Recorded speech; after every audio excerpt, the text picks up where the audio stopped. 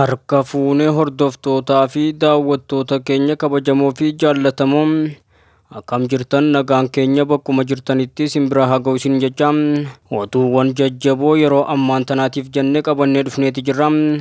Hanga xumuraatti nu faana turuudhaan yaada keessan gama koomentiitiin nuuf barreessaa isin jecha YouTube chaanaalii keenya subscribe godhuudhaan miseensa ta'uun viidiyoon keenya namoota baay'ee bira akka ga'uuf like share godhuu hin dagatinaa isin jenna. Kallattumaan gara oduutti isin dabarsina. Odeessa jalqabaatiin waraanni bilisummaa Oromoo zoonii kaabaa godina Walloo aanaa Baatee keessatti waraana mootummaa dabee jiraachuu himeeti jira. Waraanni bilisummaa Oromoo Oromiyaa zooniilee mara keessatti waraana mootummaadhaa maqaa sakattaa waraana bilisummaa Oromootii fi eegumsa naannoo jechuudhaan manneen barnootaatii fi tajaajila dhaabbilee hawaasaa cufa keessa buufattee lammiilee nagaa lubbuu obbaasaatii fi koolaa oltu eeruu argachuudhaan haxxee ittiiree du'aa fi maduudhaan adaba itti tolchuun injifannoo argatee jiraachuu himeeti jira. Biifuma kanaanis kaaba Oromiyaa godina Walloo aanaa Baateetitti muddee 7/2025 waareen booda toora sa'aatii 10tti waraanni bilisummaa Oromoo milishoota sirnichaa magaalaa xiqqoo eela jamtu irraa maqaa sakattaa waraana bilisummaa Oromootiin baatee hawaasa dararuudhaaf deemaa jirtu iddoo addaa Awwaaree Jaamutti eeruu argateen dursee ishee eeguudhaan tarkaanfii irratti fudhachuun milishoota sirnichaa 4 ol irraa gaggeessuun saatii madoo dandammii hin qabneen adabuudhaan gara iddoo irraa dhuftee eelaatti of booda deebisee jiraachuu himeeti jira. Akkasumas godina Baashaggar aanaa Booraa keessatti waraanni bilisummaa Oromoo tarkaanfii fudhachuu beeksiseen waraana mootummaa hedduu booji'uu beeksiseeti jira. Waraanni bilisummaa Oromoo zoonii Harsadee godina Baashaggar aanaa Booraa ganda tuqaa bakka addaa waajjira gandaatti tarkaanfii fudhateen waraana mootummaa du'aa fi maduudhaan adabee hedduu irraa booji'ee jiraachuus hoggansi waraana bilisummaa Oromoo zoonichaa beeksiseeti jira. Waraanni bilisummaa Oromoo saba Oromoo hidhattootaa fi jala deemtoota PP maqaa gibiraatiin uummata saamtuu irratti tarkaanfii fudhachuu beeksiseen humna waraana mootummaa irraa 7 ajjeesuudhaan qawwee akaamaajaa hidhannoo waliin hidhattoota PP irraa hiikuudhaan mooraa qabsoo bilisummaa Oromootiif gumaachee jiraachuus beeksiseeti jira. Itti dabaluudhaan lola waraanni bilisummaa Oromoo gaggeesse kanaan ajajaan isaanii lola kana irratti kan du'e yoo ta'u hidhattoota waraana mootummaa 10 booji'uudhaan qabaa fi wallaansa gaatee kennaa fi akka jirus hoggansi waraana bilisummaa Oromoo naannichaa itti dabaluudhaan ifoomseeti jira. Akkasumas waraanni bilisummaa Oromoo godina Baashaggar aanaa Fantaallee magaalaa Mataaraa keessatti tarkaanfii fudhachuu himeeti jira. Waraanni bilisummaa Oromoo zoonii Harsadee godina Baashaggar aanaa Fantaallee magaalaa Mataaraa keessatti muddee 7 galgala irra tarkaanfii fudhachuu beeksiseen waraana mootummaa du'aa fi madoon adabuu himeeti jira. Waraanni bilisummaa Oromoo hidhattootaa fi kaabinoota bilisiginnaa uummata saamuudhaan bashannanaa jirtu irratti magaalaa Mataaraa hoteela Chaaree Jaamutti walitti qabamtee maqaa gibiraatiin maallaqa uummataa saaman osoo nyaachaa jiranii itti dhukaasuudhaan battalatti tokko irraa gaggeessuun qaammatoo cimaadhaan adabee gooluudhaan bakkicha gadi dhiisanii ba'anii jiraachuu waraanni bilisummaa Oromoo naannicha keessa socho'uu beeksiseeti jira. Lola ta'e kanaan hidhattoonni bilisiginnaa siitiituun nutti yaame jechuudhaan walitti qabaa maallaqaa hoteela kanaa qawweedhaan rukutanii akka ajjeesanis jiraattonni magaalaa Mataaraa eeraniiti jiru. Odeessa biraatiin guyyaan saboota sablammootaa fi uummattoota Itoophiyaa 20ffaan kabajamaati jira. Ayyaanni kun mata duree waliigaltee dimokiraatawaa tokkummaa sabdaneessaaf ja'uun naannoo giddu galeessa Itoophiyaa magaalaa Hosaanaatti kabajamaa jira. Dirree kubbaa miilaa yaadannoo Eebuyyee Ersaamiif ijaarametti sagantaa kabaja ayyaana yaadannoo kanaa gaggeeffamaa jiru irrattis namoonni kumootaan lakkaa'aman hirmaataati jiru. Muddee 4 kan jalqabe ayyaanni guyyaa saboota sablammootaa fi uummattoota Itoophiyaa 20ffaan agarsiisawwan aadaa uummataa fi waltajjiiwwan siyaasaa dabalatee taateewwan hedduu keessummeesseeti jira. Ayyaanni guyyaa saboota sablammootaa fi uummattoota Itoophiyaa waggaa waggaan muddee 8 guyyaa heerri federaalawaa dimokiraatawaa riippaabilika Itoophiyaa itti ragga'ee yaadachuudhaan ayyaana kabajamudha. Odeessa biraatiin muummichi ministeeraa Itoophiyaa Abiyyi Ahmad diina Itoophiyaa tokko tokkoon akka injiraan rifeensaatti harcaafna jedhe. Ministeerri muummee Abiyyi Ahmad guyyaa kaleessaa muddee 8 naannoo giddu galeessa Itoophiyaa magaalaa Hosaanaatti guyyaa saboota sablammootaa fi uummattoota 20ffaa sababeeffachuudhaan haasaa taasisaniin diinota Itoophiyaa tokkoon isaanii akka hin jiraanne rifeensaatti ni harcaafna jechuun dubbatanii jiru. Muummichi ministeeraa itti dabaluudhaanis faayidaa biyyaatiif jecha hammeenya diinota addaan baasuu qabna jechuun dubbatanii jiru. Gaafa diinni hawwii keenya dukkaneessuudhaaf ka'u Itoophiyaanonni meeshaa diinaa ta'uu hin qabnu kan jedhan tokko ta'uu osoo qabnu hawwii hamaa diina gidduu keenya galchine seenaan akka nu hin gaafanne qalbii bitannee nagaa keenya cimsachuu qabna jeeti jira. Itti dabaluudhaanis ilaa fi ilaameetti amanuun dirree hojii keenya hunda irratti ciminaan haa hojjennu, malaammaltummaa haa balleessinu, dantaa biyyaa fi kabaja uummata keenyaaf dursa haa kenninu, ammayyummaa fi jijjiiramaaf haa hojjennu jechuun kan gaafatan yoo ta'u, Itoophiyaan biyya abdiin guutamteedha jechuun kan itti fufan Abiy Ahmad gama hundaan mirga abbaa biyyummaa keenyaa haa mirkaneessinu jaanii jiran.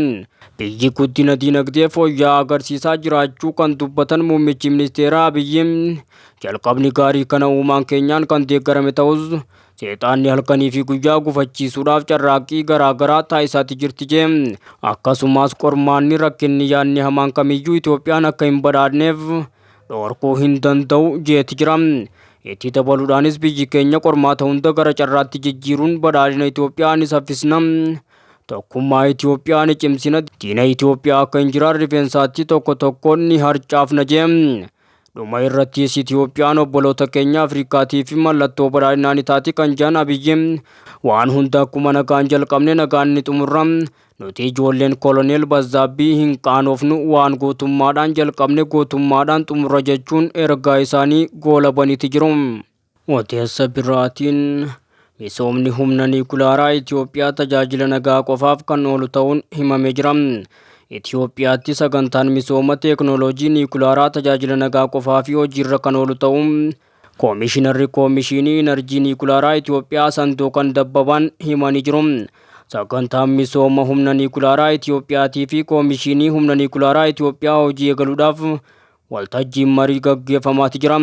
Sagantaa marii kana irratti Koomishinar Sandoqan Dabbabaan misoomni teeknooloojii niwuklaaraa Itoophiyaa nageenya biyyattii mirkaneessuun akkasumas ce'umsa dinagdeetii fi kaka'umsa misooma biyyaalessaa guddisuu fi dandeettii dandamannaa waggoota dheeraa kan irratti hundaa'e jaaniiti jiru. Teeknooloojiin niwuklaaraa Itoophiyaa qulqullinaan humna elektirikii maddisiisuun fayyaa qonnaa akkasumas hojiirra oolmaa qorannoo keessattis dandeettii anniisaa qulqulluu maddisiisuu guddisuudhaan kan qoratamu ta'uu ibsanii jiru. Ministeerri muummee Abiy Ahmad sirna eebba hidha haaromsaa guddicha Itoophiyaa irratti haasaa taasisanii turaniin waltajjii humna atoomaa idil addunyaa Raashiyaatti gaggeeffamee tureen Itoophiyaan misooma humna niwuklaaraa karaa nagaa qabeessaaf qofaan hojjechuun kutannoo qabaachuu ishee irra deddeebiin dubbatanii turuun kan yaadatamudha. Koomishiniin Enerjii Niwuklaaraa Itoophiyaa Ejensii Enerjii Atoomikii idil addunyaa irraa aangoo ifatee argachuun caasaa isaa cimsachuudhaan dhaabbata atoomikii idil addunyaa waliin kutannoodhaan akka hojjetus ibsaniiti jiru. Itoophiyaan mul'ata waloo beekumsaa fi misooma niwuklaaraa karaa nagaa irratti hundaa'uun Ejensii Enerjii Atoomikii idil addunyaa waliin tumsa jalqabdee cimsitee itti fuftii jaameeti jira. Odeessa biraatiin naannoo Gaambeellaatti haleellaa hidhataan imaltoota irratti baneen namni tokko du'uu fi kaan madaa'uu poolisiin ibsee jira. Naannoo Gaambeellaatti konkolaataa aanaa Itaangii irraa gara magaalaa Gaambeellaatti namoota 16 fe'ee imalaa ture. Iddoo addaa Tarpam jedhamutti haleellaa raawwatameen lubbuun namaa darbuu fi miidhaan qaamaa cimaan dhaqqabuu ajajaan poolisii aanaa Itaangii itti aanaan Inspeektar Obbiyuu Juluu himanii jiru. Haleellaan kun muddee 7 sa'aatii 6 irratti kan raawwatame yoo ta'u, haleellaa kanaan dubartiin ganna 22 Piiter Ukeela jedhamtu battaluma sanatti yoo ajjeefamtu, dubartii biraa kan umrii 24 Abee Ukeela jedhamtu irra immoo miidhaan qaamaa cimaan irra gahuun gabaafamee jira. Dubartiin miidhaan irra ga'e kunis amma hospitaala waliigalaa Gaambeellaatti wallaansa argachaa jiraachuu poolisiin naannichaa beeksisee jira. Qaamni haleellaa kana raawwate jedhame kun jalqaba irratti poolisii tiraafikaa kan bakkichatti argaman irratti dhukaasuudhaaf yaalus meeshaan waraanaa inni qabate waan dhuka'uuf dideef osoo hin milkaa'in hafeetti jira jedhamee jira. Booda irrattis dhukaasni nama dhuunfaa kanaa fi qaamolee seeraa gidduutti banamuu hordofee imaltoonni bittinnaa'uu himuun miseensonni poolisii buufata xiqqaa Tarpam fi poolisii federaalaa waliin ta'uun lubbuu uummataa baraaruu isaanii hoogganaan poolisii kun hubachiisanii jiru. Shakkamaan badii kana raawwate jedhames poolisiin barbaadaa akka jiru kan himame yoo ta'u, Haaluma wal fakkaatuun eebila 5 bara 2024 haleellaa konkolaataa uummataa imaltoota 60 fe'ee aanaa Itaangirraa gara magaalaa Gaambeellaa imaraa ture irratti raawwatameen imaltoota 7 irratti miidhaan qaamaa jabaan qaqqabuun isin biraan ga'uun keenya kan yaadatamudha. Odeessa biraatiin mootummaan Beenin loltoota fonqolcha mootummaa gaggeessuudhaaf turan to'achuu beeksise. Loltoonni biyyattii pirezidaantii Beenin Paatiriis Taaloon taayitaarraa fonqolchineeti jirra jechuudhaan televezyiinii biyyattiitiin labsuudhaan booda mootummaan Beenin yaala fonqolchaa kana hambisuu ibse. Maddeen raayyaa ittisa biyyaatii fi nageenyaa mootummaa Beenin akka ibsanitti yaalii fonqolcha mootummaa Beenin sanbata taasifame hordofee loltoonni hedduun to'annoo jala oolfamuu ibsaniiti jiru. Pirezidaantii Taaloon eebila dhufu kana taayitaa biyyattii dabarsanii kennuudhaaf wayita qophaa'aa jiranitti yaaliin fonqolcha mootummaa kun kan gaggeeffame.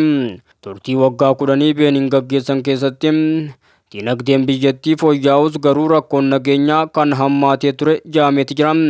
Dilbata loltoonni waraanaa Beenin walga'uudhaan koree waraanaa lafaa hundeeffamaa jaaman walga'uun televezyiinii biyyattiitiin pirezidaantii Taaloon akka taayitaarraa kaafaman murteessineeti jirra jechuun ibsa kennanii turan. Wayituma kana miidiyaan Ajaansii Firaansi Pirees waan kana kan raawwatan humnoota muraasa televezyiinii biyyattii to'atan jechuun aangaa'ota pirezidaantii Taaloon itti siqanirraa odeeffachuun gabaasetti jira. Humni waraanaa biyyattii amma lafa to'ataati jira. Magaalaan guddoon biyyattii amma nageenya amansiisaa keessa jirti jeeti jira. Alaasaan Seeyiduu ministeerri dhimma keessoo Beenin hojii humnoota waraanaa kana abaaranii kan jiran yoo ta'u, Seeyiduun taateen kun biyyattii tasgabbii dhorkuudhaaf kan taasifame jiran. Dabalataanis kana hordofuudhaan humni waraanaa Beeninii fi gaggeessitoonni biyyattii haala jiru to'annoo jala oolchuudhaan yaalii fonqolcha mootummaa kana fashaleessaniiti jiru jechuun himaniiti jiru. Odeessa biraatiin Taayilaandii biyya ollaa Kaamboodiyaa irratti haleellaa xiyyaaraa bante. Taayilaandii wiixata haleellaa xiyyaaraa ollaa biyyattii Kaamboodiyaa irratti raawwachuu isii waraanni biyyattii beeksisee jira.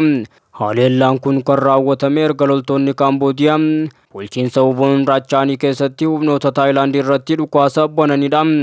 Walitti bu'iinsa kanaan loltuun Taayilaandii tokko yoo du'e 4 ammoo madaaniiti jiru. Dubbii himaan waraana Taayilaandii akka jedhanitti waraanni Taayilaandii haleellaa kanaaf deebii kan kenne humnoota Kaamboodiyaa ukkaamsuuf bakka waraanaa hedduutti haleellaa raawwachuudhaan ture. Haleellaan kun kan raawwatame erga biyyoonni lamaan labsii dhukaasa dhaabuu pirezidaantii Ameerikaa Doonaald Tiraamp jiddu galeessa godhate cabsaniiti jiru jechuun wal himataniin boodadha. Gama biraatiin ammoo dubbii himaan ministeera ittisaa Kaamboodiyaa akka jedhanitti humnoonni Taayilaandii loltoota Kaamboodiyaa bulchiinsa daangaa Bireeviyerii fi Odarmaayinchi keessatti haleellaa raawwachuu isaanii ibsaniiti jiru. Waldhibdeen uumame kun buqqa'iinsaaf sababa ta'eeti jira. Akka ibsi naannoo waraanaa lammaffaa Taayilaandii irraa beetti namoonni naannoo daangaa jiraatan gara 35,000 ta'an qe'ee isaanii irraa buqqa'aniiti jiru. Waldhabdeen kun waldhabdee daangaa wal duraa duubaan uumame keessaa isa dhumaa yoo ta'u, ji'a sadaasaa keessa waraanni guyyoota 5 ture yoo xiqqaate namoota 48 ajjeese. Tilmaamaan lammiilee 300,000 ta'an buqqisuun isaa kan yaadatamudha.